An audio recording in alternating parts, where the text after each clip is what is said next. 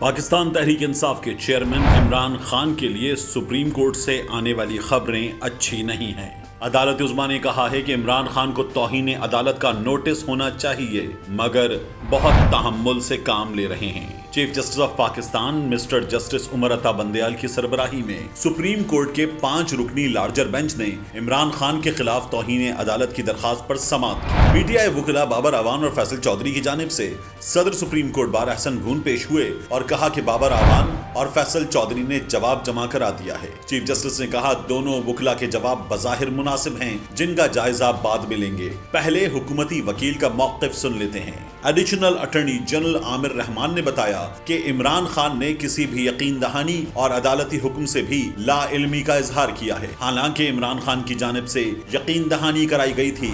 25 मई को पहला अदालती हुक्म दिन 11 बजे दिया गया, दूसरा शाम 6 बजे। चीफ जस्टिस ने कहा कि दोनों अहकामात के दरमियान का वक्त हिदायत लेने के लिए ही था, लेकिन अदालत को नहीं बताया गया था कि हिदायत किससे ली गई है। अगर किसी से बात नहीं हुई थी तो अदालत को क्यों नहीं बताया गया, इस बात की वजाहत तो देनी ही पड़ेगी। अदालत ने बाबर आवान और फैसल चौधरी पर एतमाद किया था। दोनों वकीला ने कभी नहीं कहा कि उन्हें हिदायत नहीं मिली। इमरान खान को अदालती हुक्म का कैसे इल्म हुआ? यकीन दहानी पीटीआई की आला क़यादत की जानिब से कराई गई थी। पीटीआई की आला क़यादत का आगाज इमरान खान से होता है।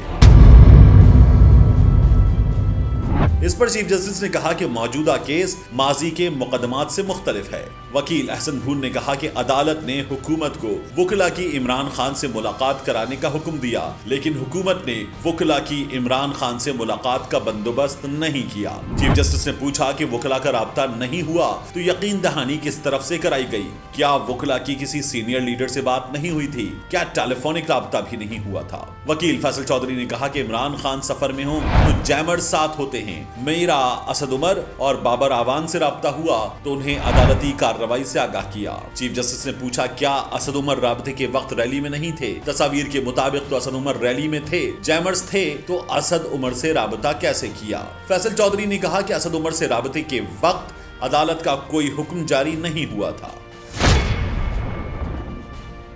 इस मौके पर चीफ जस्टिस ने कहा कि जो कुछ 25 मई के दिन हुआ वो दोबारा नहीं होना चाहिए। आजम सवाती का बयान हमारे दिल को लगा। उन्होंने कहा कि उनकी इज्जत नफ्स मजरूह हुई है। इमरान खान के मुताबिक उन्हें किसी यकीन दहानी का इल्म नहीं था। अदालत इस केस में बहुत तहम्मुल से काम ले रही है, वरना अदालत के पास मौजूद मवाद के मुताबिक इमरान खान को नोटिस होना चाहिए। फिर भी उन्हें वजाहत का मौका दे रहे हैं। तफसीली जवाब इमरान खान के दस्तखत के साथ होना चाहिए। सुप्रीम कोर्ट ने इमरान खान से हफ्ते तक जवाब तलब करते हुए कहा कि हफ्ते को ही आइंदा समाअत की तारीख मुकर्रर करेंगे। अदालत ने इमरान खान के वकील को तमाम वीडियोस भी फराहम करने की हिदायत की।